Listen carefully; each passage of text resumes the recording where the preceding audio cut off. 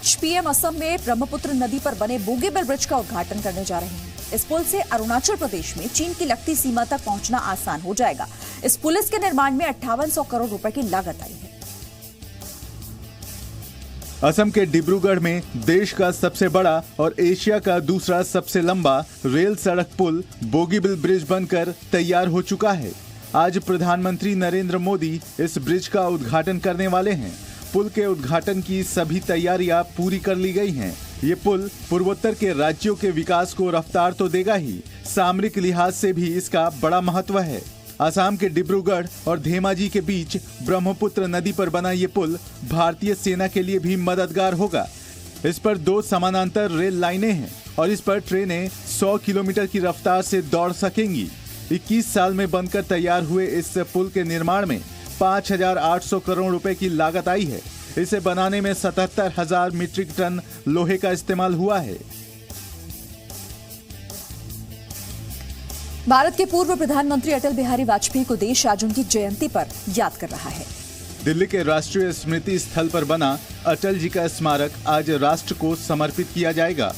PM Narendra Modi और राष्ट्रपति रामनाथ कोविंद के अलावा अन्य हस्तियां सदैव अटल स्मृति स्थल पर प्रार्थना में हिस्सा लेंगे।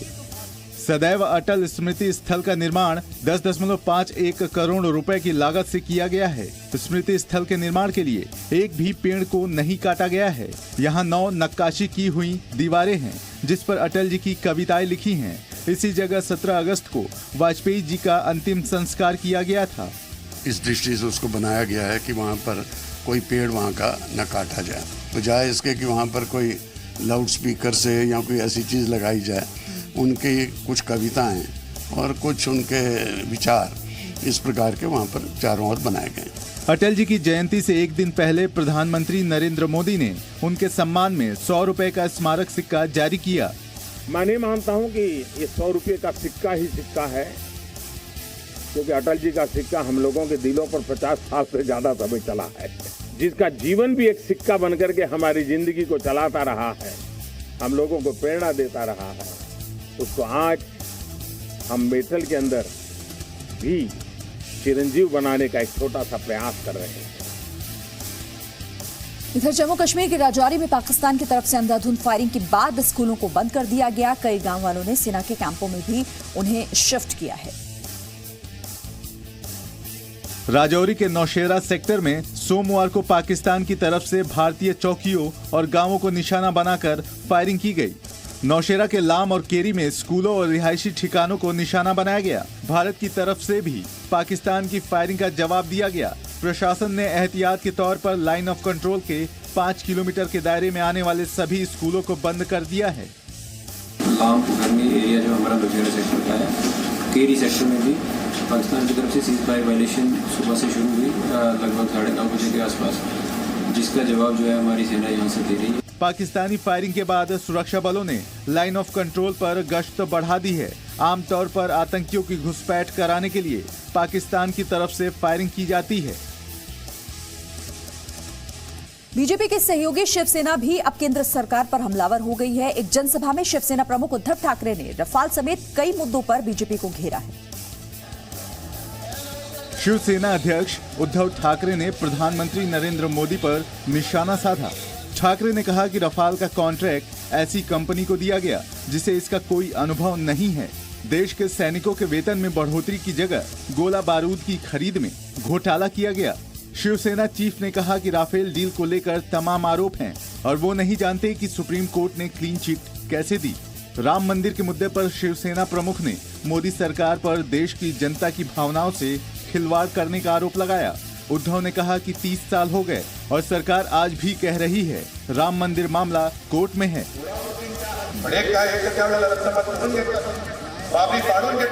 बाबरीच्या मुद्द्यावर, राम मंदिराच्या मुद्द्यावर तुम्ही गादी बळकावली आणि गादीवरती बसून गादीवरती बोलून तुम्ही कुंभकर्णासाठी बोलता आहात। मग एवढ्या जाहिराती करता त्याच्याने जाहिरात करा, बाबरी पाडली होय मी लाभार्थी। उद्धव ने ये भी कहा कि राम मंदिर को लेकर अब वो अयोध्या के बाद वाराणसी भी जाएंगे। बीजेपी से गठबंधन को लेकर उद्धव ने कहा कि महाराष्ट्र में सूखा और प्याज किसानों की मुश्किल जब तक खत्म नहीं होती तब तक सीटों के बंटवारे पर कोई बात नहीं होगी। उद्धव ने फसल बीमा को लेकर भी केंद्र सरकार पर निशाना साधा। अयोध्या मामले की जल्द सुनवाई के लिए दायर याचिका पर सुप्रीम कोर्ट 4 जनवरी को सुनवाई करेगा। बीजेपी ने कहा है कि राम मंदिर केस की रोजाना सुनवाई होनी चाहिए। मानव संसाधन विकास मंत्री प्रकाश जावड़ेकर के मुताबिक रोजाना सुनवाई से जल्द फैसला होगा। हमारी ये भूमिका है कि रोज अपील होके इसका जल्दी फैसला हो, रोज सुनवाई होके राम मंदिर का फैसला जल्दी हो, यह हमारी इच्छा है। सूत्रों के मुताबिक राम मंदिर को लेकर उत्तर प्रदेश सरकार भी रोजाना सुनवाई की मांग कर सकती है। सुप्रीम कोर्ट में जनवरी के पहले हफ्ते में राम मंदिर पर सुनवाई होनी है। अयोध्या केस की जल्द सुनवाई के लिए सुप्रीम कोर्ट में जनहित याचिका भी दायर की गई है। सुप्रीम कोर्ट इस याचिका पर 4 जनवरी को सुनवाई करेगा। राम मंदिर को लेकर बीजेपी सांसद सुब्रमण्यम स्वामी ने नया फॉर्मूला दिया है। जी न्यूज के शो ताल ठोके में स्वामी ने कहा कि केंद्र को सिर्फ बताना है कि मंदिर बना रहे हैं। सरकार सुप्रीम कोर्ट को अवगत करा दे कि हमने जमीन दे दी है विश्व हिंदू परिषद को मंदिर बनाने के लिए, क्योंकि ये वचन नरसिम्हा राव ने एक एफिडेविट के रूप में सुप्रीम कोर्ट को बता दिया। सुप्रीम कोर्ट से कोई मर्जी पूछने की जरूरत नहीं। भीमा कोरेगांव हिंसा मामले को बॉम्बे हाईकोर्ट ने बहुत बड़ी साजिश बताया। कोर्ट ने कहा कि जांच एजेंसी को आरोपी के खिलाफ सबूत खोजने के लिए पर्याप्त मौका दिया जाए। इस मामले की सुनवाई करते हुए हाईकोर्ट की बेंच ने कहा है कि इस साजिश की जड़ें बहुत गहरी हैं, जिसके नतीजे भी बेहद गंभीर हैं। कोर्ट ने कहा है कि अपराध गंभीर है, साजिश गहरी है और इसके बेहद गंभीर प्रभाव हैं। साजिश की प्रकृति और गंभीरता देखते हुए ये जरूरी है कि जांच एजेंसी को आरोपी के खिलाफ सबूत खोजने के लिए पर्याप्त मौका दिया जाए। जस्टिस बीपी धर्माधिकारी और जस्टिस एसवी कोतवाल की बेंच ने ये टिप्पणी इस मामले में एक आरोपी आनंद तेलतुंबड़े की याचिका पर की। इस याचिका में आरोपी ने अपने खिलाफ दर्ज एफआईआर को रद्द करने की मांग की थी, जिसे हाईकोर्ट ने खारिज कर दिया। हाईकोर्ट ने कहा कि आनंद तेलतुंबड़े के खिलाफ केस चलाने लायक आधार मौजूद हैं। तेलंगाना के मुख्यमंत्री के चंद्रशेखर राव ने गैर बीजेपी और गैर कांग्रेस महागठबंधन बनाने की कोशिशें तेज कर दी हैं। केसीआर ने कहा है कि वो जल्द ही खुशखबरी देंगे। महागठबंधन की रणनीति को लेकर केसीआर ने कल पश्चिम बंगाल की मुख्यमंत्री ममता बनर्जी से मुलाकात की। मीटिंग के बाद केसीआर ने थोड़ा वक्त मांगते हुए कहा कि वो अपनी कोशिशें जारी रखेंगे और जल्द ही खुशखबरी देंगे।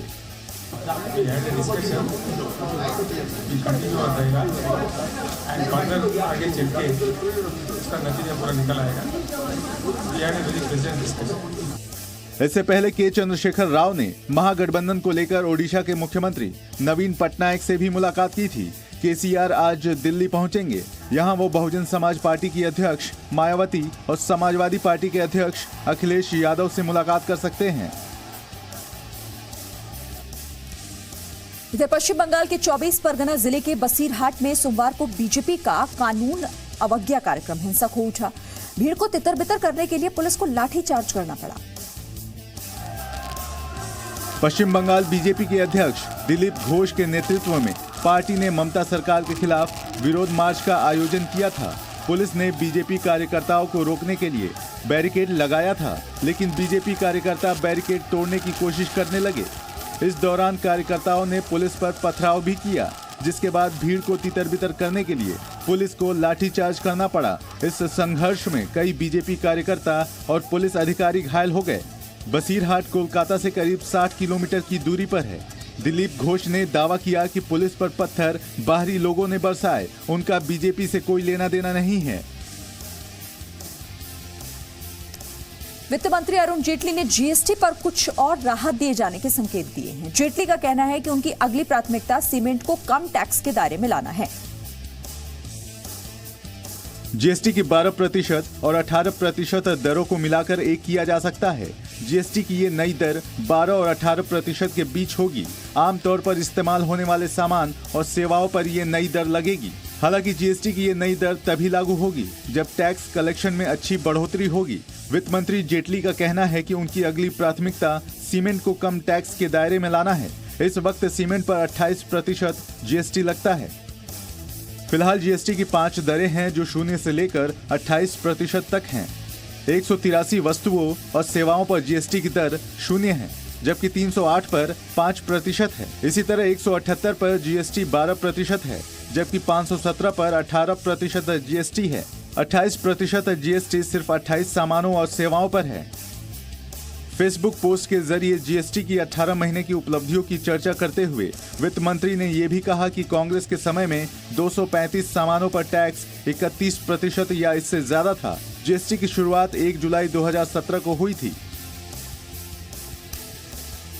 आतंकी जाकिर मूसा के संदिग्ध गतिविधियों की खुफिया रिपोर्ट के बाद श्री गंगानगर में पुलिस अलर्ट पर है। खुफिया एजेंसियों की रिपोर्ट के बाद अब जिला प्रशासन ने भी एहतियातन सुरक्षा यहां पर बढ़ा दी है। जाकिर मूसा को लेकर खुफिया एजेंसियों के अलर्ट के बाद सीमा से सटे इलाकों में पुख्ता सुरक्षा की गई है। श्री गंगानगर में चेक पोस्ट पर तैनात पुलिस हर गतिविधियों पर नजर बनाए हुए है। आतंकी मूसा को लेकर पहले पंजाब और फिर राजस्थान में अलर्ट जारी किया गया है।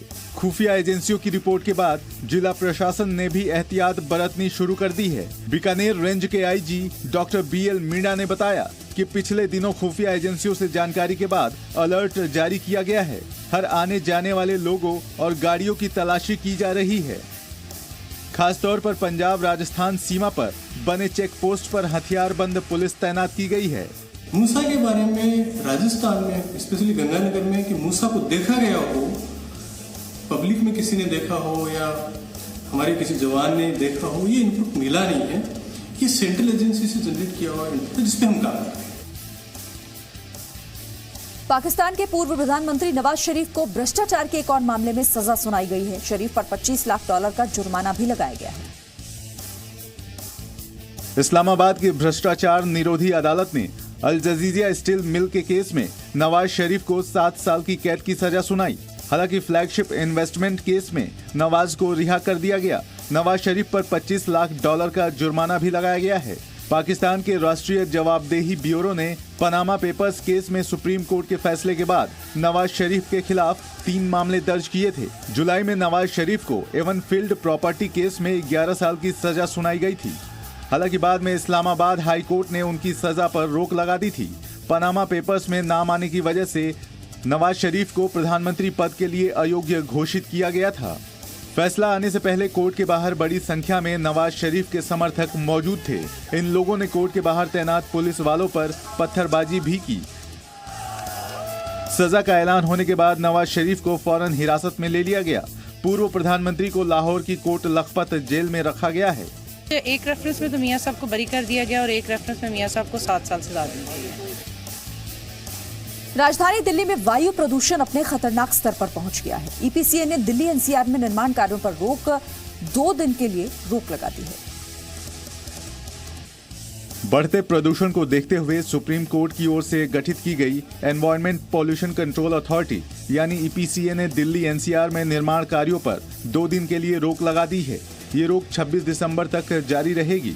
साथ ही EPCA ने औद्योगिक क्षेत्रों को बंद करने का आदेश जारी किया है। वजीरपुर, मुंडका, नरेला, बवाना, साहिबाबाद, फरीदाबाद के औद्योगिक क्षेत्रों में चल रहे सभी उद्योगों को बंद करने का आदेश जारी किया है। अवैध उद्योगों पर सख्त कार्रवाई के निर्देश भी जारी किए गए हैं। इसके अलावा ट्रैफिक पुलिस की मदद के लिए विशेष टीमें तैनात करने के निर्देश भी दिए गए हैं। इंडोनेशिया में सुनामी से मरने वालों की संख्या 373 हो गई है। एक्सपर्ट्स ने आगाह किया है कि अभी एक और सुनामी आ सकती है। इंडोनेशिया में आई सुनामी में मरने वालों की संख्या 373 तक पहुंच गई है। प्रशासन के मुताबिक सैकड़ों लोग लापता भी हुए हैं। उनकी तलाश के लिए विशेष अभियान चलाया जा रहा है। सेना के हजारों सैनिक और पुलिसकर्मी सोमवार को मलबे में तब्दील समुद्र तटों पर पीड़ितों की तलाश में जुटे रहे। मरने वालों में ज्यादातर घरेलू पर्यटक शामिल हैं, जो क्रिसमस आने से पहले बीच पर घूमने गए थे। अनाक क्रेकाटोआ ज्वालामुखी के फिर से सक्रिय होने की वजह से दोबारा सुनामी आने का खतरा है। तटीय इलाकों में रहने वाले लोगों को वहां से हटने की चेतावनी दी गई है। पूरी दुनिया में आज क्रिसमस की धूम है। देश और दुनिया के तमाम शहरों में खूबसूरत क्रिसमस ट्री बनाए गए हैं और लोग सैंटा के गिफ्ट का बेसब्री से इंतजार कर रहे हैं। बाजार और चर्च रंग बिरंगी रोशनी से नहा रहे हैं। कहीं बच्चे सेंटा की पोशाक में नजर आ रहे हैं। तो कहीं क्रिसमस की शॉपिंग करते दिखाई पड़ रहे हैं। सिलीगुड़ी हो या शिमला, हर जगह क्रिसमस का जश्न दिखाई पड़ रहा है। गुजरात के अहमदाबाद में हिंदुस्तान का सबसे बड़ा केक बनाया गया है। ये केक 750 किलो का है, जबकि इसकी लंबाई 56 फीट है। ये केक पूरी तरह शाकाहारी है। पश्चिम बंगाल के सिलीगुड़ी में क्रिसमस के केक पर सेव द टाइगर का संदेश दिया गया है। खास बात यह है कि केक भी शेर के आकार का बनाया गया है। दिल्ली हो या लखनऊ या फिर अहमदाबाद और हैदराबाद, हर जगह लोग क्रिसमस के रंग में सराबोर हैं।